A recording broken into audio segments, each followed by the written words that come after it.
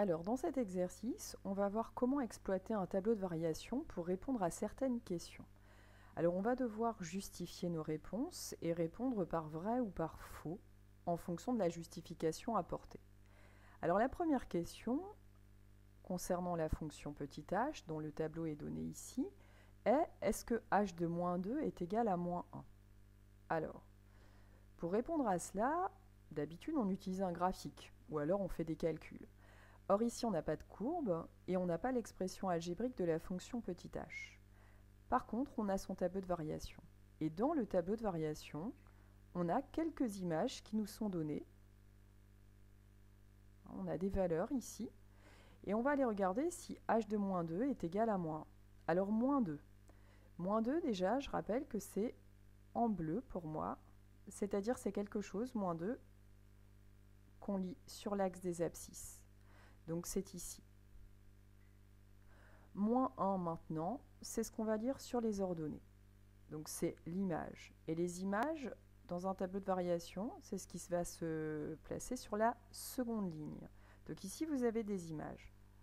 Par exemple, celle-ci, c'est l'image, donc la première là, ça, c'est l'image de moins 6. Ici, c'est l'image de moins 2.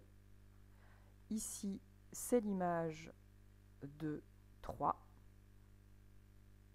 Et ici, c'est l'image de 5. Alors moi, c'est l'image de moins 2 qu'on me demande. Et est-ce que l'image de moins 2 par h est moins 1? Oui, d'après le tableau de variation. Donc la réponse ici, c'est vrai. Et c'est lisible dans le tableau de variation. Maintenant, à quel autre type de question peut-on répondre à partir d'un tableau de variation? h est croissante sur l'intervalle moins 1, 4. Donc voici une affirmation. Alors, regardons ce que ça veut dire que l'intervalle moins 1, 4. Alors cet intervalle moins 1, 4, il va se lire sur l'axe des abscisses. Donc moins 1 et 4 ne sont pas placés ici. Ça va être à moi de les placer. Et à vous.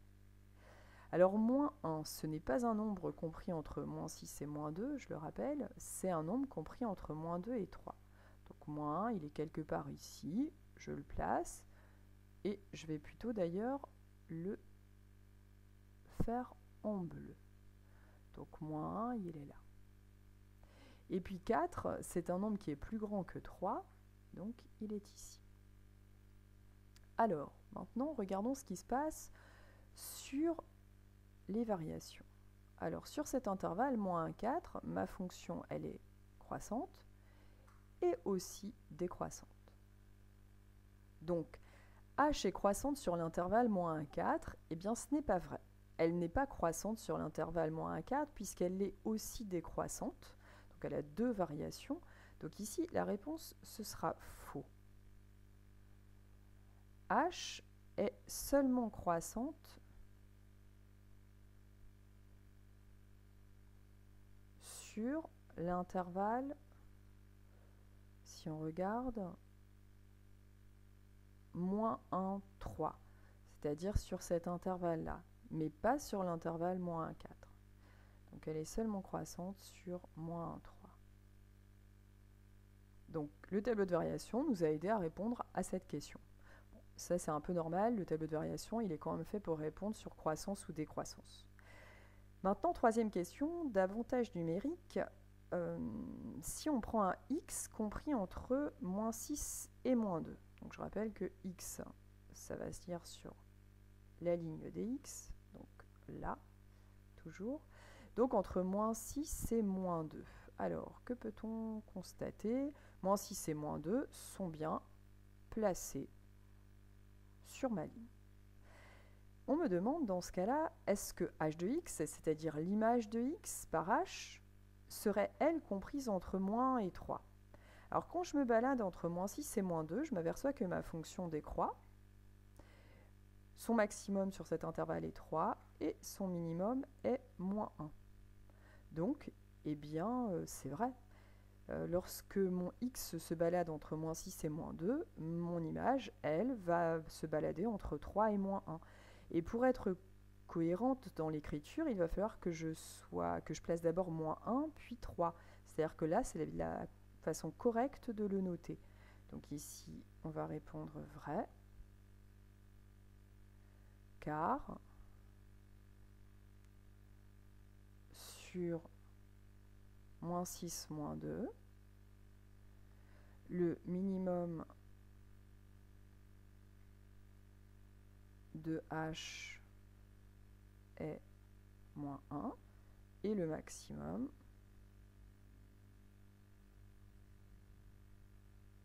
est 3. Donc, on a bien h de x compris entre 3 et moins 1, en respectant bien que moins 1 doit être plus petit que 3. Dernière question. Cette fois-ci, on me dit x se balade entre moins 6 et 3. Alors, si x se balade entre moins 6 et 3, je peux quand même constater que moins 6 est dans le tableau sur la première ligne et 3 aussi. Donc, je vais m'intéresser à ce qui se passe ici. Donc, un petit peu plus compliqué parce que là, on voit apparaître le fait que la fonction elle est décroissante puis croissante. Alors là, on me dit mon h de x sera compris entre 3 et 4. L'affirmation, ce serait donc que le minimum de h serait 3 et le maximum serait 4. Quand on regarde là au niveau du tableau, on peut s'apercevoir que le maximum, c'est bien 4. C'est la plus grande des images. Par contre, le minimum, c'est pas 3. C'est pas la première valeur. Il y a quelque chose qui se cache entre les deux, puisque la fonction est d'abord décroissante et le minimum, c'est moins 1. Et pas 3 comme on me le dit. Donc là, je peux dire que l'affirmation, elle est fausse. Car sur cet intervalle, moins 6, 3, le minimum est moins 1 et non 3 comme indiqué dans l'encadrement. Quelque chose qui ne va pas ici. Donc voilà un moyen d'obtenir des renseignements quand même sur la fonction à partir d'un tableau de variation, même si on n'a pas sa courbe et même si on n'a pas son expression algébrique. Et cette vidéo est terminée. Merci de l'avoir écoutée.